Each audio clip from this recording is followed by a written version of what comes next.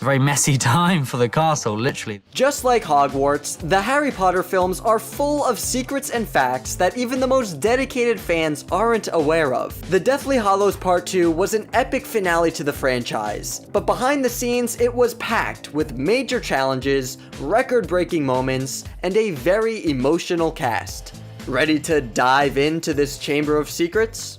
Rupert was like, I don't know how we're gonna do it. And I was like, I've got no idea either.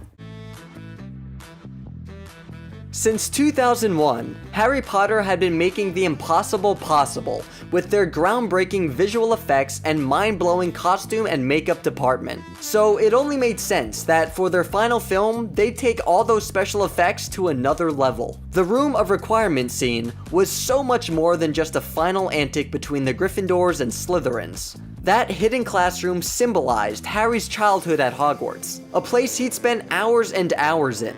A room that, at the end of the scene, would be completely destroyed. To make the scene even more impactful, the filmmakers filled the set with memorabilia from the 7 previous films, including the knight the Golden Trio used in their Philosopher's Stone chess game. But aside from the props, the rest of the scene was filmed with a whole lot of rope, green screen, and mechanical broomsticks that, according to Emma, weren't the most comfortable. The mechanical broomsticks worked a lot like an amusement park ride, and to take the edge off, the actors had their bottoms molded to create a seat they could sit on. Even before they said go, it's sort of grabbing hold of the thing saying, don't let me fall. Speaking of blasts from the past, another set that had to be recreated from the first films was Gringotts Bank. The Lestrange Vault break-in took a lot out of the prop department. Not only did they have to dig out and refurbish props from the first film, but had to construct 210,000 different gold trinkets so that they were able to fill the Lestrange Vault as much as possible before bringing in VFX for the Gemino Curse. While Gringotts took a lot out of the prop department, the Battle of Hogwarts was on a whole other level. The Battle of Hogwarts might just be the most difficult, but rewarding, sequence of the entire franchise. The planning of these moments happened 2 years before the film even released, when they traded in their physical Hogwarts replica for a digital one. The digital Hogwarts was the only way they'd be able to make the battle as realistic as possible. With a practical Hogwarts, we would have shot it last summer and been so tied down. Instead, as David Yates finds the flow and structure, we are able to handle new concepts and ideas. It gives me tremendous freedom to move the camera in and around the place when it's being destroyed. That was quite useful.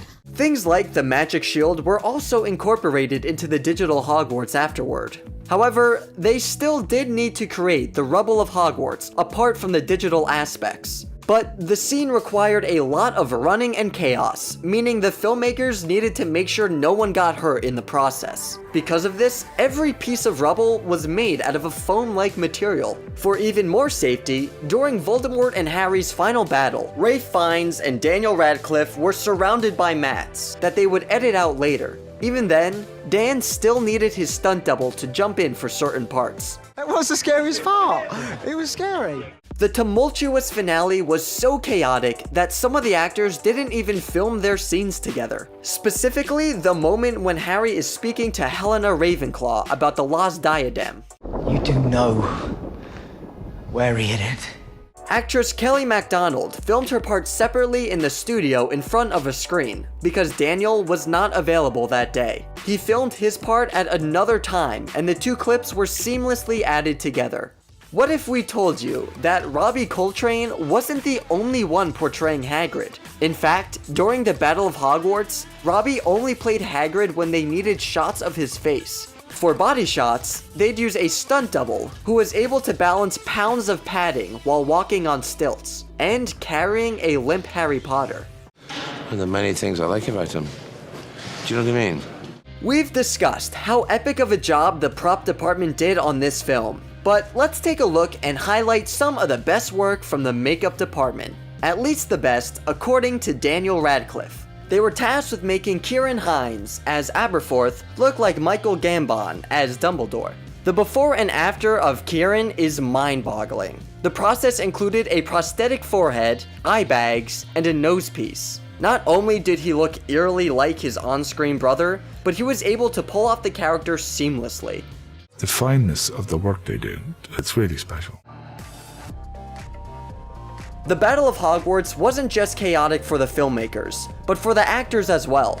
It took months to film, and because of how complex it was, the cast didn't get the fairy tale Harry Potter rap day they had been expecting. While the Battle of Hogwarts was the last scene for many of the cast, they would all rap sporadically. Each day after calling cut, the names of cast members who were rapping that day were read off of a list. That is Alan and David Thewlis' last day on Harry Potter.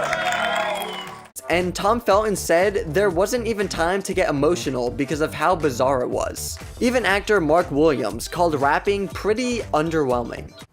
In a state of slightly heightened consciousness. Because any minute now, you're going to have to go. Poor Rupert didn't even get to be in the final cast and crew picture because he wasn't on set that day. Instead, they included a cardboard cutout of him.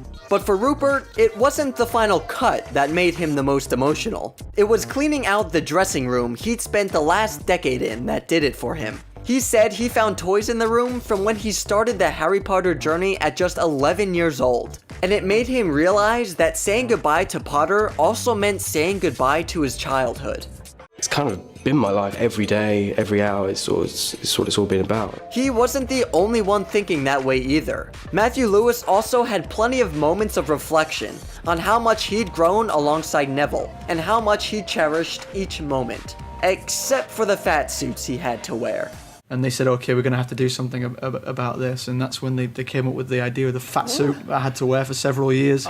In between farewell speeches and tears, Daniel, Emma, and Rupert still managed to exchange some heartwarming rap gifts. Emma bought the boys inscribed personal journals. Dan got them framed pictures of memorable moments they had filming. And Rupert, he got them trumpets. Engraved trumpets. Even he doesn't know why he decided to go down the musical instrument route.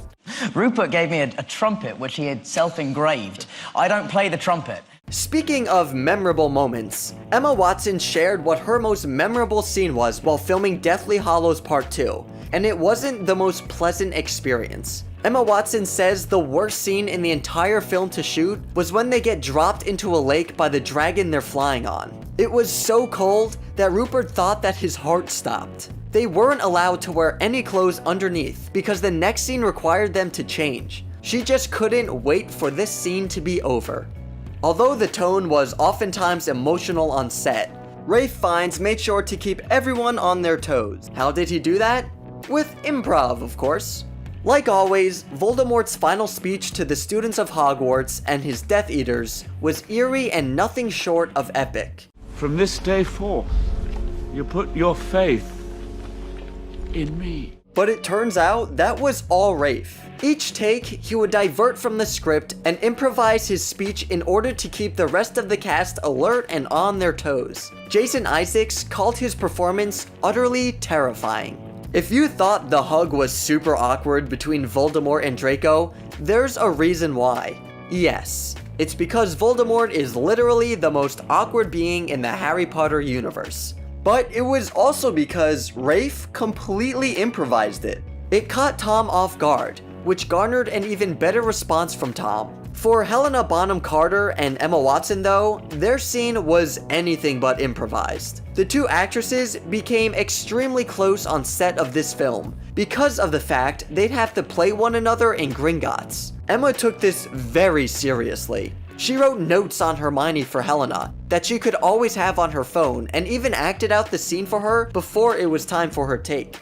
You have to call me Emma.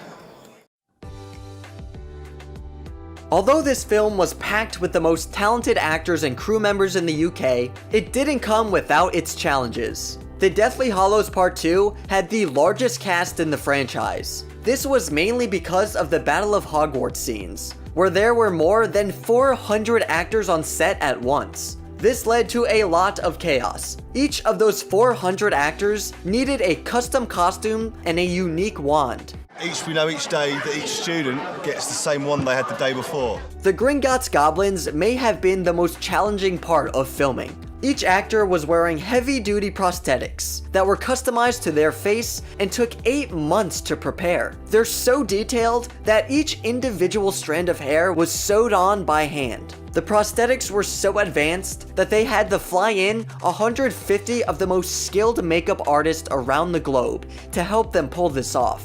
To make matters worse, the prosthetics made it difficult for the actors to see, and they would need to have a leader guide them around the set each day. The end result, though, was nothing short of perfection. Painstaking process of having their faces cast in plaster.